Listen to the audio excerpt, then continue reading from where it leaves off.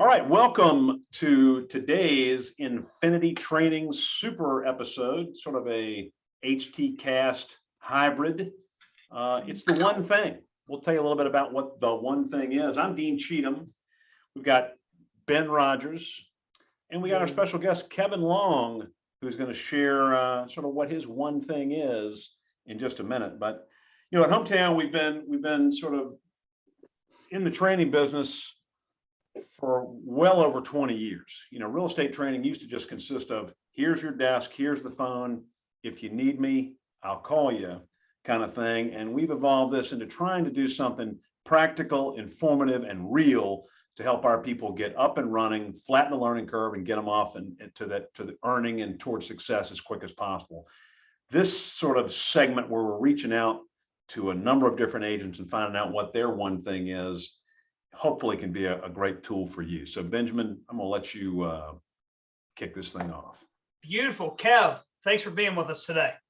Glad to be here. Kevin, I obviously know I know most of your track record, but for the listeners, can you at least tell them how long you've been in the business and how you got started and all that good stuff? I guess I've been in about 8 or 9 years or so. Background was, whatever Ben says. He's my assistant and record keeper. Yeah, at times. Yeah. For me, I got into real estate. I went to school, JMU, go Dukes, to be a teacher. That kind of didn't really work out, so I didn't really have an interest in it. And with a history degree and education degree, didn't have a whole lot of options to fall back on. So I jumped into real estate and been doing it ever since. Well, Hometown is certainly lucky to have you, Kevin. And for the listeners, Kevin is also a junior partner at the firm. So I know you guys will learn some good stuff from him today. Kevin, what we're trying to do here is, and I know, Kevin, I've been working with you for quite some time, and we talk about a lot of different things. We do we have a ton of different activities and a bunch of different events and things that we do to generate business and maintain and grow our business. But despite all of the different complexities of real estate, we want to hear what your one thing is that you believe has helped make your business grow. Well, it may sound kind of familiar to our team meetings, but I believe my presence is my greatest attribute. So to me, that means showing up, especially when you're starting off. I remember I sat in the cubicles here at the Twin Acre office, which is now our training room. So I sat there kind of from 9 to 5 every day while I got started. Some days I didn't know what I was doing, but I was here. I was able to hear conversations from other agents, sit in with people, shadow, go on showings, sit in on home inspections, fill in where other agents needed me to just by showing up. That's how I learned a ton about real estate, about houses. That kind of bleeds into, I also think it's very important to know what you're selling. And, to me, that is houses. So getting to learn a lot about houses, what goes into them, what repairs are common, what those things kind of cost, and being able to be a knowledgeable, resource for my clients. Being able to tell them, what to kind of expect just based off seeing this house, that, hey, you guys, we need to walk away from this one. Or, hey, this is a great one based off of X, Y, Z, and what we're seeing here. So presence is my greatest attribute, and I think that's really my one thing. So if presence is it and showing up is it, I guess the opposite is not showing up, but what are things that you maybe see people do that you can just tell that that's the opposite of the way you did it, and it's leading them down a path that's probably not going to help them find success? I think just kind of show up and doing the basics. Sitting back and kind of doing the bare minimum sometimes, especially when you're starting off. That's not going to cut it. You got to kind of go up above and beyond. In real estate, you can really knock out all your entire real estate day in an hour or two if you're efficient. That's, for me, that's, 8 phone calls, 3 handwritten notes, and try to see somebody face to face. You can knock that out in, an hour. That's not that difficult to do. It's how you're going to fill the rest of that time. In real estate, you don't have a boss. So you have a lot of freedom. That's a blessing and a curse. You get to go, cut out and play golf some days, but you're not generating leads while you do that. So it's kind of finding that happy medium. And while you're starting out, you need to kind of be busting it. I know we have a couple of people in the Twin Acre office who are sitting up front and they're making phone calls, they're packing their lunch, and they are here the entire day and they're getting things done. I think that goes a long way. It's not just show up to a sales meeting and then go home and sit on your couch the rest of the day. Find something to do. In real estate, there's always something to do. There's 1,000 different ways to do real estate. Find what works for you. For me, presence was that big one showing up, and that's how I kind of was able to fill in the cracks when I didn't know what to do or when to do it. Kevin, I think it was your very first real estate deal. Wasn't that just a matter of just being in the office and that's how it came about?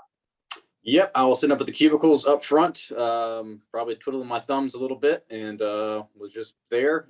Ken Headley from our office, great guy. We miss him a lot, but he, really, just had a buyer that he didn't want to work with. It was $150,000 sort of price range buyer. It was kind of a random lead that had been passed to him. He didn't really have time for it. He was going to play golf and have some sweet tea over McDonald's, and passed along to me. And I turned that one client into a repeat client. He turned into a great referral source for me, ended up being an A+ client. And I've closed probably 8 to 10 transactions just from that one deal because I was there in the office. That was that. That's awesome. Speak a little bit to what else happens in the office. Like, I mean, maybe you get lucky and something happens like that. But what about just listening and and being able to bump some questions off of people? What's that all about? Yeah, so I mean, you get to overhear a lot of good conversations. I think, a big part of being in real estate is being a good listener. So, I was either, eavesdropping on someone else in the office, but I was just trying to learn what's going on. What does, an addendum, look like, sound like. Luckily, I was able to sit in with Sean Priest a bunch of times, which is another blessing and a curse. He's the head of our hometown HR, if you haven't met him yet. But yeah, so I got to learn a lot from him, probably some good, some bad, what to do, what not to do. But I got to see how different people work with different clients, how different personalities need to match up with people. What's negotiating look like, what's, talking with another agent when you're trying to negotiate a deal, or how you're handling multiple offers. All those situations I was able to sit in and learn from the entire time, which was great and helped me a whole heck of a lot. And then you develop your own style, right? I mean, it's not like you have to reinvent the wheel here. You can take a piece Correct. of Benjamin's style and something from Greg Spicer and whatever, and maybe there are things that they do that you're not going to do that. But if you're just out on an island, like sitting at home by yourself in your home office or whatever it is, you're never going to pick that up, right? Correct. Yeah, we're big on activity breeds activity here. So if you see somebody else doing something, you're sitting around twiddling your thumbs, you're going to have a little more fire to get up and do something, saying, hey, this is what an experienced agent does. This is how they get deals. I need to change what I'm doing in order to make something happen. Like you just said, you can learn from 10, 15 different people and kind of pick, hey, this works for him. I really like that, or I don't feel comfortable doing that a whole lot. I'd rather do it this way.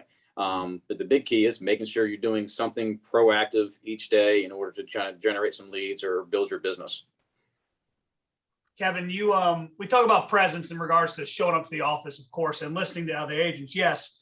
One of the things that you used to do a great job of was shadowing other agents. Now you're in a position where you're inviting other agents to shadow you. I know one of your favorite ways to train other agents, whether it's on our team or other agents in the company, is, hey, get in the passenger seat and just ride around with me. Maybe you'll learn a little bit from the showing, but more importantly, you're going to hear me on the phone. Can you talk about that a little bit?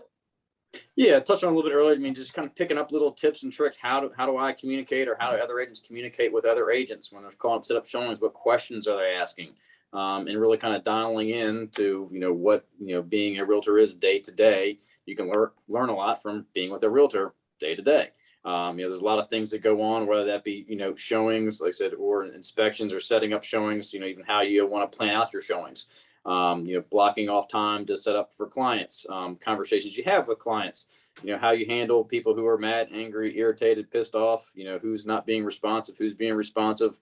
So there's a million things you can learn. And, Dean can tell you, no 2 days in real estate are ever really the same. There's new things that pop up daily. So you get to encounter a lot of different things and learn each time you show up to the office or shadow somebody or be around. There's just a wealth of knowledge surrounding us pretty much at all times. I think one of the nice things that I've watched you do, and as I've watched you grow in the business, is how much you're willing to share and give back. And like, I don't know if you formally call it like coffee with Kevin or whatever, you've been inviting newer to the business agents, and I guess some experienced agents too, but trying to sit down with people one-on-one or one-on-one or two-on-one or whatever, and just try to have some discussion with them. So here's my question. we're calling this the one thing and really sort of finding out what the one thing that's made you successful. Is there a one thing that you hear over and over in talking or watching some of these younger agents that's maybe that they fall into that's not taking them towards success, that could be even taking them towards having some problems in the business? I see a lot of people, a lot of agents. There's, I think open houses are a great thing, but you got to supplement that. That can't be the only thing you do. Like I said, there's a million different ways to do this. You got to, kind of layer everything. So, if you're hitting open houses every weekend, that's great, but there's still, 5 or 6 days if you're not doing 2 open houses on a weekend to do other things. So make sure we're doing multiple things. And so make sure you're kind of getting, calls, notes, and pop-bys are so simple. They're so easy, yet we don't do them. So kind of holding yourself accountable, writing down your schedule each day and having a plan going into it. If you want to have that freedom, then, have your schedule written out, get everything knocked out. You can do it all before, 10, 11 o'clock or noon. Then you can have the rest of your day to, spend your time to go play golf or do whatever. You're starting off, I would play less golf and find more lead generation activities is a definite piece of advice. Same thing, networking is great, but make sure we're going out there and trying to find people who want to buy and sell houses. I think sometimes there's a focus that's shifted on talking to some B2B people and they're good to have in your back pocket, but are they going to be sending you leads? We want to focus on people who are going to be, helping us out and grow our business and be on the lookout for me and helping me out. And that's who I want to spend my time focused on. So maybe a little bit, I think it's good to network kind of starting out, kind of get an idea for it, but don't get really looped into that. And same thing with the online Facebook marketing, Instagram, all that sort of stuff. Those are really just time suckers. Anybody put that out there, but if you're spending 4 hours on, Facebook thinking you're going to get leads from it that are serious leads, you better find another strategy. That's not going to hold up long-term. Kevin, what is your favorite lead generation activity, or what do you find to be the most effective for you? Pop buys are great. There's times where I don't want to go do them. And I try to make them fun for myself. And I do that sometimes by dressing up, which is, it's kind of funny. It's kind of silly, but it works. And it makes me put a smile on when I'm going to do my pop buys. I don't dread it quite as much. Once I get the kind of uniform on, whether that be a pilgrim outfit, an elf outfit. I've been Cupid one year for Valentine's Day. Penguin. Yeah, I've been a penguin for, I'm not even sure what holiday that Penguin was for, Day. but Penguin Day. Yeah. So sometimes you just got to dress up and go have fun and see some people face to face and kind of brighten their day. And it's great stopping by their offices or at their house. I've gotten to grow and foster some great relationships based off of doing that and gotten to meet some cool people that are referrals from, coworkers or family friends or a next door neighbor or something like that, wondering who's the penguin waddling up to the door or the elf dropping off, candy around Christmas time. So, I think, pop buys is a great thing that I've really enjoyed doing that. Have a little fun doing it too. Well, we've got Halloween coming up here this weekend. Can you give us maybe a little sneak peek into what kind of costume you're thinking about for that? And are you doing any pop buys around that? We're giving out candy hands this year, and I don't have a costume dressed up just yet. We do have a costume party on Friday night, and I got an 8.5-month pregnant wife. So we'll, we got to figure out something, maybe some, I saw avocado. She could be an avocado with a little belly hanging out. And then I could be a piece of toast. I haven't approved that one yet, but that's a possibility. And then, so we're going to see what happens, but I don't have anything formally planned out for this year outside of giving out some candy hands, which are just hands filled with candy. What kind Gloves. of toast? Like multi-grain, whole wheat, white? Probably white toast. I'm not a big on the whole grains or the wheat personally, but a nice piece Potato of bread. Yeah, potato bread. Yeah, love that. Well, one thing that I would add is, you talked about presence and you talked about showing up. I think you also got to keep it, you've done a great job of keeping it light. I'm sure there's days when you're stressed out just like the rest of us, but I think that one of your great benefits is just that you have a good sense of humor, a great sense of humor, and that I think that can help people feel at ease when not that you're not serious about the business and understand how important it is. Yet it doesn't have to be so, dry and so serious at every moment. And I think that's great. And I think the people that are your loyal, raving advocates, one of the first things they would say is, well, it's fun to work with Kevin, and that's important. And I think that'll help you in the long run in your business. The longer you can keep it fun, then the longer you're going to want to keep coming in and having that presence every day. Right. Yeah. And a lot of that too is just knowing and it's all going to work out the way it's supposed to in the end. And I have to remind clients that, I mean, there are, peaks and valleys, when you're searching for a house, and we want to stay as even keel as possible. I'll tell my people, it's like a roller coaster. You're going up and down like a wave. We want to be right here the entire time. Even when things fall apart, it's not the end of the world. We're going to find you something new, and just being reassuring and being honest. I think that helps out a lot, and telling people, no, I don't think this is a great house because of X, Y, and Z. And that builds a lot of rapport with the clients and a lot of trust too. Not being afraid to say no. I'm not just in it for a quick sale. If I think the house, isn't a good one, I'm going to let you know, hey, this isn't a good one. We need to move on and try to find something that fits you better. And having the end goal in mind at all times. The end goal is to get the client into a house at some point. Obviously that can vary client to client, but if it falls apart, not the end of the world, kind of keeping everybody happy, upbeat, and knowing that it's going to work out the way it's supposed to in the end. Sometimes that's, in 2 weeks, sometimes that's in a year, and it varies to kind of everybody, but just kind of keeping the end goal in mind and having fun with it, like Dean said. Kevin, you've always done a great job of keeping a neutral mindset, never too high, never too low. I just hope that no one has a hidden camera in your office when you have computer problems, because you were quite the roller coaster in that situation. I sure am. I have That my. doesn't count. Give me 1 sec. I'll tell you who I have for that. There we go. Drum roll. This is my friend, the Damn It Doll.